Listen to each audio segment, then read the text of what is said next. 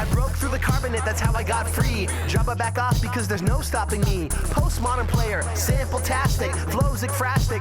I get drastic, hey, watch the plastic. Yo, I name check and leave you drastic. Welcome to the MacGuffin, episode 252.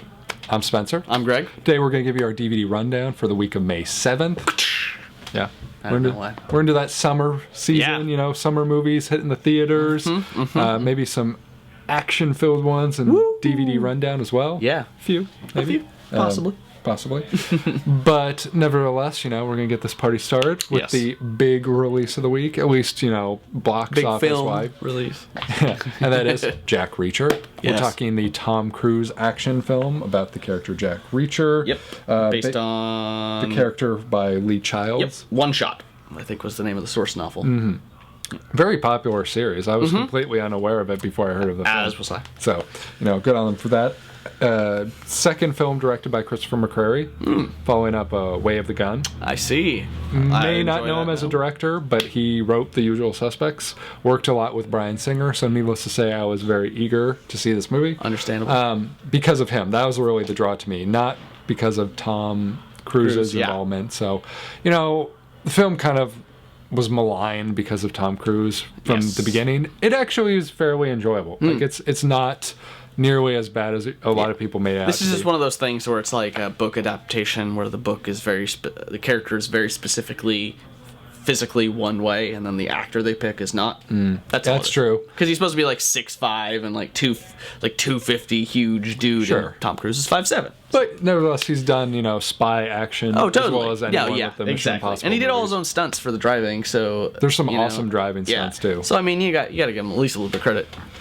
And, in terms of special features, let me step back. There's a Blu-ray DVD combo plus digital copy, so you got all your formats covered. Thank you very much, whoever produces. Special features, Paramount, you can thank them for it. Special features, you have a audio commentary with Tom Cruise and Christopher McQuarrie, which is very awesome. Yeah. And they have worked together before. They worked on Valkyrie, for instance, together. That's right. He wrote that, he acted in it, no surprise there. And apparently they have a very good camaraderie amongst them, so that's a pretty good commentary track. You have When the Man Comes Around, a featurette about the cast discussing adapting One Shot, as you spoke of. The first Jack Reacher movie, casting Tom Cruise, earning Lee Child's blessing, stuff like that. And Lee Child's cameo in the film is mentioned during this featurette, which I did not even realize.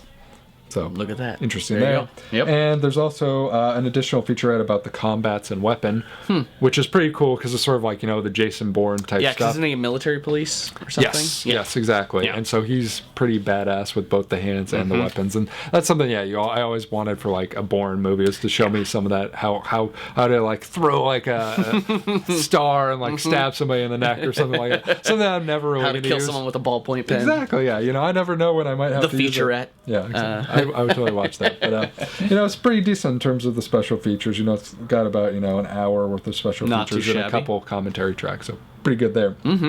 Moving right along, let's talk about one that is very much up your alley. One that I won't say I introduced you to, but I encouraged you to get into because I enjoyed it as well. And that is Fringe Season 5, finally coming out. This is the final season of Fringe. The end. The end, sadly, tear rolling down. I was thinking about it, and, I wondered whether if they had the opportunity to continue on, whether they would. Because, this is one of those shows that very much lived on the edge of being canceled for a long time. Yeah, the fourth season was very much... well, I think even finishing was on the teetery. I think pretty much from like season 2 on, every year was like, will they get picked up? Will they get picked up? And, I kind of think that this is probably pretty close to where they ultimately wanted to wrap it up. Because, I think about Lost. I mean, they gave Lost pretty much the liberty it got. And it was like 6 seasons, I believe. So, this is pretty close to that. 5 seasons, 5 or 4.5, 6 seasons. So it's pretty close. It's not too bad. At least they got a chance to end their own story. Yes. I was never a real X-Files person growing up. Not because I disliked it. I just never really got into watching it. And this is probably sort of like my X-Files experience is what I think. Sort of paranormal, sci-fi, detective show. It's really good sci-fi where you have a anti-hero scientist as your main character, realistically. And from the mind of J.J. Abrams, as well as Alex Kurtzman and Robert Orsi, who worked on the Star Trek movie. So if you like that, it's a good basis. Great casting, Anna Torv is the lead, Joshua Jackson, Pacey, really delivered. Peter Bishop, plays character Peter Bishop. And, other people, Lance Reddick, John Noble. John Noble. Great cast. I think it's interesting that, because the 5th season is very different from the rest of the series, with relatively spoiler light, but for a show that is all about continuity, I thought it was interesting. At the start of the 5th season, J.H. Wyman, who was the showrunner at that point in time, stated that another part of the challenge was to bring back things you've forgotten and maybe some things you haven't forgotten about, recontextualize them, and have the series make sense.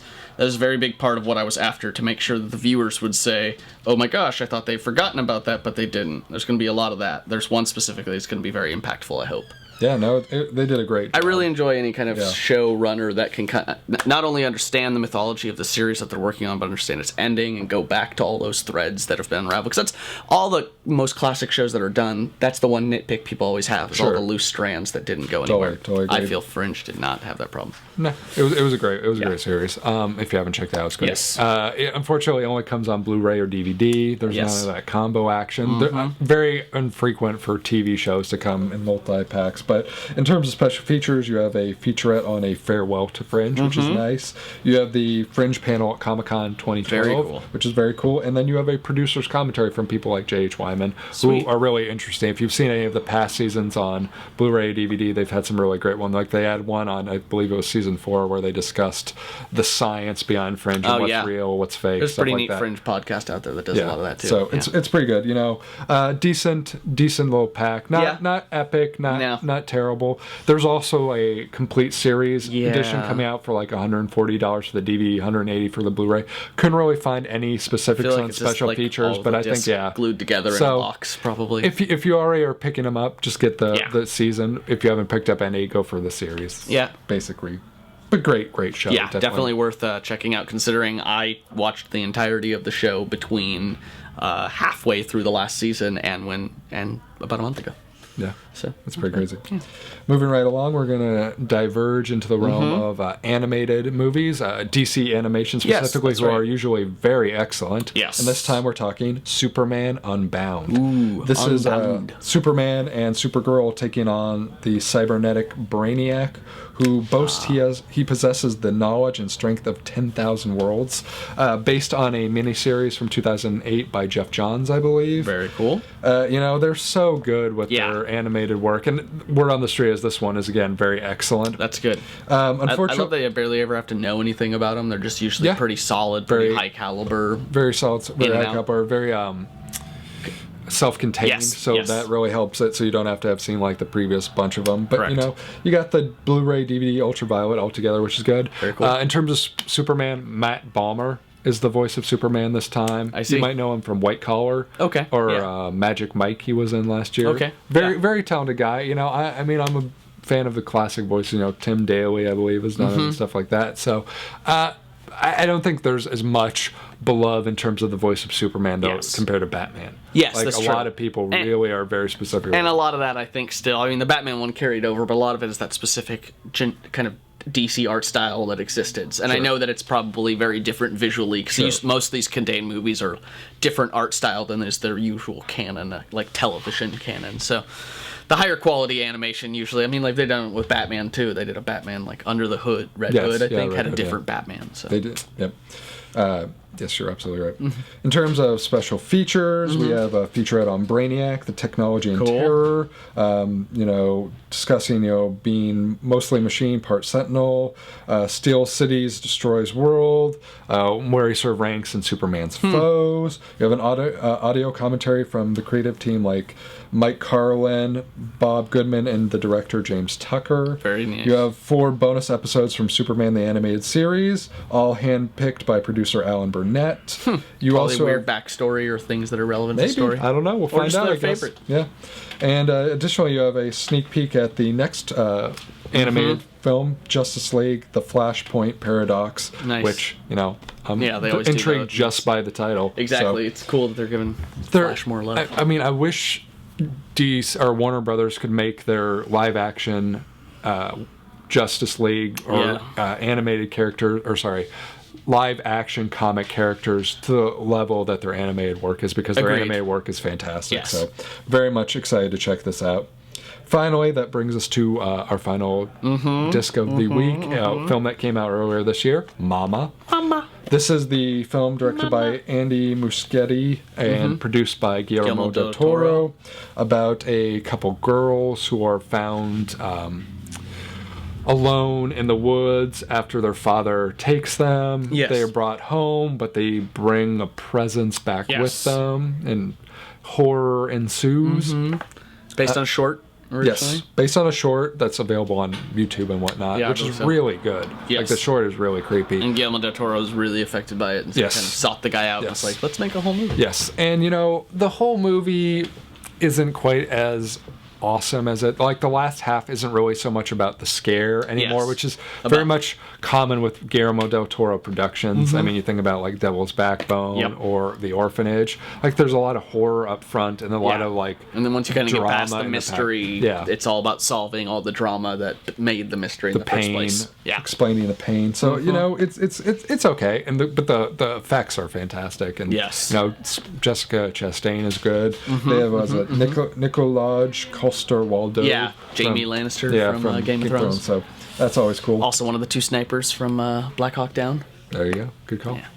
In terms of the release, you have the Blu-ray, DVD, digital copy, ultraviolet altogether. So that's very cool. You have an audio commentary from the brother-sister duo of Andy and Barbara Muschietti, the director, co-writer, producer, co-writer, respectively, about, you know, getting this up and running, dissecting scenes, etc., etc.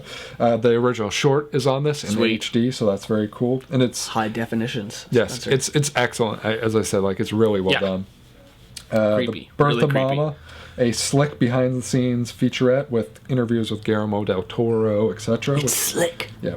And then there's a featurette about the visual effects of Mama, which are very well done and a very big part of the movie. So. And most of the time is not CGI. It's just camera tricks and very, very well done. Strings. Yeah, very, very well done. Yeah. So that brings us to the end of this week. Join us for our discussion of Tobey Maguire in honor of The Great Gatsby. And as always, you can find us at MacGuffinPodcast.com, Twitter.com/MacGuffinCast, Facebook.com/MacGuffinPodcast. Phone number 323-761-9842. We're on iTunes. We're on Blip.tv, Miro, Roku. Check in a Gigloo. Get some stickers. Leave us some stars on iTunes. Please do. And thumbs on YouTube. Yeah. And leave us comments there too when we'll hit you back. And see you next time. T-1000 can't stop me. I'm on fire tonight. Magneto can't stop me. I'm on fire tonight. Even Zod can't stop me. I'm on fire tonight. It's tight, don't even try to bite the side of style. Mr. Spock can't stop me. I'm on fire tonight. The Wrath of Khan can't stop me. I'm on fire tonight. The Borg can't stop me. I'm on fire tonight. Because I've got space game and it feels alright.